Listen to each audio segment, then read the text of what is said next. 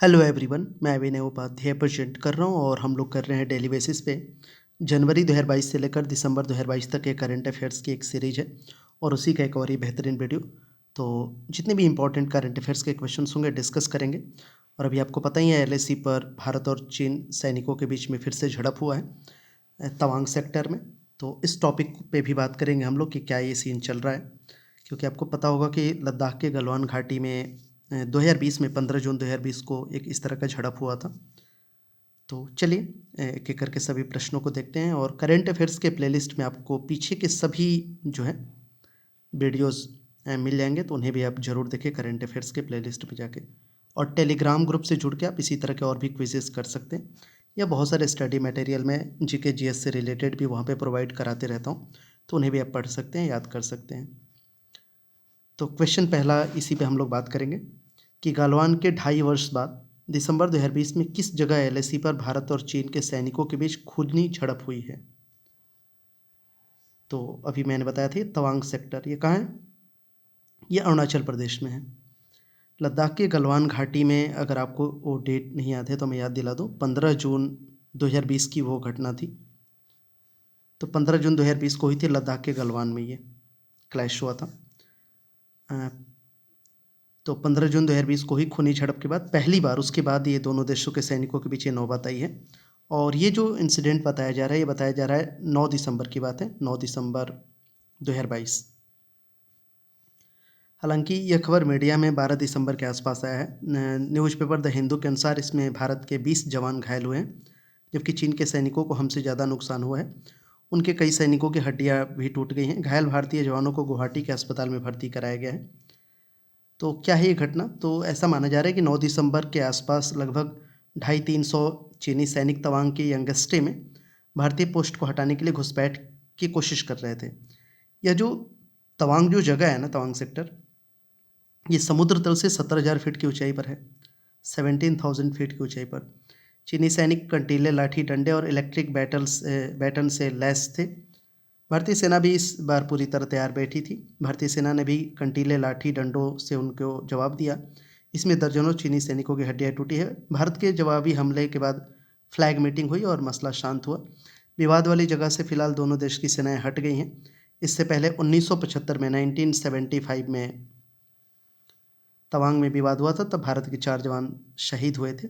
इस क्षेत्र में दोनों सेनाएं कुछ हिस्सों पर अपना अपना दावा ठोकती आई हैं। 2006 से यह विवाद जारी है। लोकसभा में डिफेंस मिनिस्टर राजनाथ सिंह ने भी जो है इसको लेके बयान दिया है कि चीन के इस प्रयास पर हमारी सेना ने दृढ़ता के साथ सामना किया। इस तानातानी में हाथापाई हुई। भारतीय सेना ने बहादुरी से चीनी सैनिकों को हमारे इलाके में अतिक्रमण करने से रोका और उन्हें उनकी पोस्ट पर वापस जाने के लिए मजबूर किया। इस झड़प में दोनों ओर के कुछ सैनिकों को चोटें आई हैं, तो इस तरह का उन्होंने बोला है। इवन चीन का भी बयान है, समाचार एजेंसी जो एएफपी के अनुसार चीन ने कहा है कि भारत से लगी सरहद पर हालात स्थिर है। चीनी विदेश मंत्रालय के प्रवक्ता वांग वेनबिन ने कहा कि भारत से सैन्य और राजनयिक स्तर पर बात चल रही है। 2020 वाला घटना आपको पता ही है, जो गालवान वाला हुआ था। 20 जवान उसमें शहीद हो गए थे, जबकि चाइना के भी 38 से 40 सैनिक मारे गए थे। हालांकि चीन की पीपल्स लिबरेशन आर्मी ने 4 सैनिक मारे जाने की बात कही थी। हथियार नहीं चलता, आपको पता होगा दोनों देशों के बीच में मिलिट्री लेवल पर एक समझौता है। इसके तहत दोनों देशों के सैनिक एक तय दायरे में फायरिंग आर्म्स यानी राइफल या ऐसे किसी हथियार का इस्तेमाल नहीं करेंगे। अमूमन दोनों देशों के सैनिक एक दूसरे को हाथों से ही पीछे धकेलते हैं। गलवान झड़प में चीनी सैनिकों ने कांटेदार डंडे का इस्तेमाल किया था। इसके बाद भारतीय सैनिकों ने भी इसी तरह के इलेक्ट्रिक बैटन और कांटेदार डंडों का इस्तेमाल शुरू कर दिया है। ऐसे में इस बार चीन को मुंहतोड़ जवाब मिला है। अरुणाचल प्रदेश की हम लोग बात कर रहे हैं, तो सीएम यहाँ के पेमा खांडू हैं और गवर्नर बीडी मिश्रा है। राजधानी ईटानगर है। तवांग झड़प के बाद मोर्चे पर हमारे लड़ाकू विमान जो है इंडियन एयरफोर्स के ने भी अरुणाचल प्रदेश पर कॉम्बैट एयर पेट्रोलिंग यानी जंगी उड़ानें शुरू कर दी हैं। देखते हैं क्या अभी दोनों देशों के बीच में माहौल जो है सीमा पे तवांग सेक्टर में काफ़ी गर्म है। तो फिलहाल का ये अपडेट था। चलिए अब आगे देखते हैं। अगले हम क्वेश्चन हमारा है कि गुजरात के मुख्यमंत्री के रूप में भूपेंद्र पटेल ने कौन सी बार शपथ ली है? Bhupendra Patel took oath for which term as the chief minister of Gujarat? तो ये इनका सेकेंड जो है टर्म है। भूपेंद्र पटेल गुजरात के दूसरी बार मुख्यमंत्री बने हैं। उन्होंने 12 दिसंबर 2022 को दूसरी बार शपथ ली। इससे पहले 2021 में इन्हें वहाँ का सीएम बनाया गया था। पहली बार बने थे। और ये गुजरात के जो है 17वें पर्सन हैं जिन्होंने गुजरात के मुख्यमंत्री के रूप में शपथ ली है। और इनके साथ 16 मंत्रियों ने भी शपथ ली। आपको पता होगा कि अभी हाल ही में गुजरात विधानसभा चुनाव में 182 सीटों में से 156 सीटों पे जीत हासिल की थी बीजेपी ने। शपथ ग्रहण समारोह गांधीनगर में हुआ। भूपेंद्र पटेल की अगर हम बात करें तो उनका जन्म 15 जुलाई 1962 को अहमदाबाद में हुआ है। उन्होंने सिविल इंजीनियरिंग में डिप्लोमा किया है। 1990 में आरएसएस से जुड़ गए थे। उसके बाद 2017 के विधानसभा चुनाव में घाटलोडिया सीट से चुनाव लड़े और जीते। वर्ष 2022 में भी इसी सीट पर इन्होंने जीत दर्ज की है। गुजरात की राजधानी गांधीनगर, राज्यपाल यहाँ के आचार्य देवव्रत है और मुख्यमंत्री भूपेंद्र पटेल। भारत में खुदरा महंगाई दर नवंबर 2022 में कितनी रही? रिटेल इन्फ्लेशन इसको बोलते हैं, तो 5.88%। भारत में नवंबर 2022 में खुदरा महंगाई दर 5.88% रही। नवंबर 2022 में खुदरा महंगाई दर 11 महीने के निचले स्तर पर आई है। अक्टूबर में 6.77% था। खुदरा महंगाई की रिपोर्ट जारी की तो ये जारी किया है सांख्यिकी और कार्यक्रम कार्यान्वयन मंत्रालय ने। राष्ट्रीय सांख्यिकी कार्य का जो NSA है ना, ये जारी करता है, राष्ट्रीय सांख्यिकी कार्यालय, इसने जारी किया। महंगाई की गणना कैसी होती है? तो महंगाई की गणना कंज्यूमर प्राइस इंडेक्स जो होता है ना, CPI, इससे की जाती है। इस इंडेक्स में अलग अलग कैटेगरी होती है।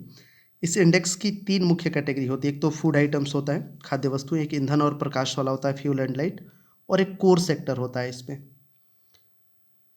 चलिए आगे बढ़ेंगे। RBI ने दिसंबर 2022 में किस देश की मॉनेटरी अथॉरिटी के साथ मुद्रा स्वैप एग्रीमेंट साइन किया? तो मालदीव के साथ इसका सही उत्तर होगा। RBI ने मालदीव की मॉनेटरी अथॉरिटी के साथ मुद्रा स्वैप एग्रीमेंट साइन किया। इससे मुद्रा अदला बदली में दोनों देशों को आसानी होगी। इस एग्रीमेंट के अनुसार दोनों देश अधिकतम $200 मिलियन, मैक्सिमम कहाँ तक? तो 200 जो है मिलियन डॉलर तक का मुद्रा स्वैप कर सकते हैं। इससे दोनों देशों के बीच डॉलर के उतार चढ़ाव का कोई फ़र्क नहीं पड़ेगा। मुद्रा स्वैप एग्रीमेंट क्या है? तो बेसिकली करेंसी स्वैप एग्रीमेंट जो होता है, इस समझौते में 2 देश या कंपनियां आपस में अपने देशों की मुद्रा की अदला बदली कर लेते हैं। इन बदले हुए पैसों को अपनी ज़रूरत के अनुसार उपयोग करते हैं। उदाहरण के अनुसार जैसे आप समझ सकते हो, जैसे भारत और मालदीव आपस में पैसे एक्सचेंज करते हैं। भारत के अनुसार मालदीव को 50 रुपये देता है और मालदीव भारत को 50 मालदीव रुपया देता है। रुपया वहाँ का करेंसी है। दोनों के बीच बात हुई कि हम इस पर फिक्स्ड ब्याज लेंगे और 2 साल बाद रकम वापस कर देंगे। भारत ब्याज और 50 मालदीव रुपया वापस करेगा, ऐसे ही मालदीव करेगा। इससे डॉलर के मुकाबले करेंसी बढ़े या घटे, उससे कोई फ़र्क नहीं पड़ेगा। और भी देशों के साथ इस तरह का एग्रीमेंट है, जैसे भारत और जापान का है $75 बिलियन तक का। लेकिन ये जो है अब तक का सबसे बड़ा करेंसी स्वैप है। श्रीलंका के साथ भी हमारा है कुछ इसी तरह का। मालदीव की राजधानी माले है और यहाँ के राष्ट्रपति हैं इब्राहिम मोहम्मद सोलिह। चंद्रमा के लिए पहले नागरिक मिशन डियर मून प्रोजेक्ट में किस भारतीय को शामिल किया गया है? Which Indian has been included in the Dear Moon project, the first civilian mission to the moon? तो ये हैं देव जोशी। 22 वर्षीय भारतीय अभिनेता देव जोशी चंद्रमा के लिए पहले नागरिक मिशन डियर मून प्रोजेक्ट में शामिल किया गया है। वे अब चांद पर जाएंगे। देव जोशी उन 10 लोगों के समूह में शामिल है जो स्पेसएक्स की उड़ान में 2023 में चंद्रमा पर जाएंगे। देव सबसे कम उम्र के यात्री दल के सदस्य हैं। देव जोशी की बात करें तो देव 3 साल की उम्र में एंटरटेनमेंट इंडस्ट्री का हिस्सा रहे। वे बाल धारावाहिक बालवीर के लिए काफ़ी प्रसिद्ध हैं। वे कई टेलीविज़न सीरीज, 20 से अधिक गुजराती फिल्में, संगीत एल्बम, स्टेज शो वगैरह कर चुके हैं। तो थोड़ा सा इसको समझते हैं कि क्या है ये डियर मून प्रोजेक्ट। तो ये चंद्रमा के लिए पहला नागरिक मिशन है। डियर मून प्रोजेक्ट की घोषणा बेसिकली 2018 में हुई थी और यात्री दल का इसमें चयन शुरू हुआ है 2021 में। प्रोजेक्ट की शुरुआत जापानी अरबपति और बिजनेसमैन यासुका मिजावा ने की थी। इस मिशन को एलन मस्क के नेतृत्व वाली कंपनी स्पेसएक्स स्टारशिप से चांद तक पहुंचाया जाएगा। यासुका ने दुनिया भर से 8 लोगों को चांद की मुफ्त यात्रा कराने के लिए आवेदन मांगे थे। इस मिशन के लिए दुनिया भर से 3 लाख आवेदन आए, जिसमें से 10 लोगों को चुना गया है। तो उसमें से भारत के भी हैं, अमेरिका के स्टीव आओकी हैं और साउथ कोरिया के जो हैं टॉप के नाम से जो जाने जाते हैं ना, चोई सेंगविन, चेक के जो है एमी एडी हैं, आयरलैंड से रियोनॉन एडम, अमेरिका के टिम डॉड, ब्रिटेन के करीम इलिया, ब्रैंडन हॉल भी है अमेरिका के, और ये देव डी जोशी भारत के हैं। इसके अलावा जापान के भी इसमें लोग हैं। तो कौन है आम नागरिकों को चांद पे ले जाने वाले? यूसाकू मेजावा इनका नाम है। ये 46 वर्ष के जापानी अरबपति हैं। इंटरनेशनल स्पेस स्टेशन में उन्होंने 12 दिन भी बिताए वगैरह है। तो देखते हैं इसमें क्या होता है। ये यही है dear moon project. Art and capital के अनुसार दुनिया के मजबूत पासपोर्ट इंडेक्स 2022 में किस स्थान पर है भारत? तो 87वें नंबर पे है। आर्ट एंड कैपिटल ने दिसंबर 2022 में दुनिया की मजबूत पासपोर्ट लिस्ट 2022 को लॉन्च किया। इसमें भारत 87 रैंक 87 है।